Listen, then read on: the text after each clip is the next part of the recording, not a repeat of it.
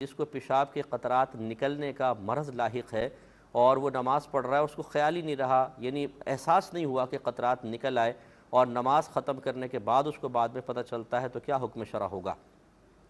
دیکھیں، اس میں بھی وہی مسئلہ ہے کہ اگر یہ زندگی کا پہلا واقعہ ہے یا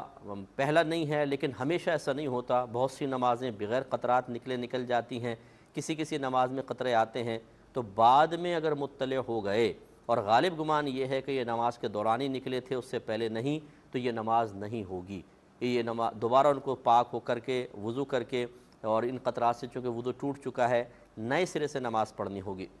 لیکن اگر اکثر ایسا ہی ہوتا ہے، یعنی اگر 5 نمازیں پڑھ رہے ہیں تو 4 نمازوں کے اندر قطرات آتے ہیں، کوئی ایک آدھ میں نہیں آتے، تو پھر اس شخص کو رعایت دی جائے گی، کیونکہ اگر یہ بیچارے کو بار بار حکم دیا جائے کہ آپ پاک کریں، پھر وضو کریں، پھر نماز پڑھیں، تو حرج شدید میں مبتلا کرنے کا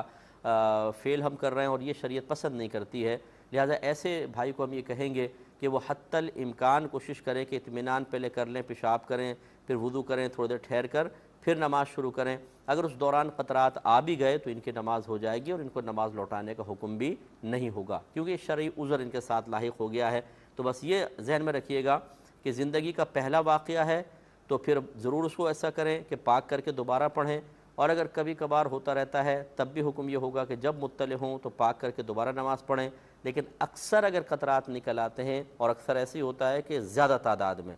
4 نمازیں اس طرح ہوتی ہیں، ایک نماز کوئی پاکی میں ہوتی ہے، تو للاکثر حکم الکل ہوتا ہے، تو پھر گویا کہ 5 نمازوں میں ایسا ہو رہا ہے، ان کو پھر شرعی طور پر رعایت دی جائے گی۔ یہ کہتے ہیں کہ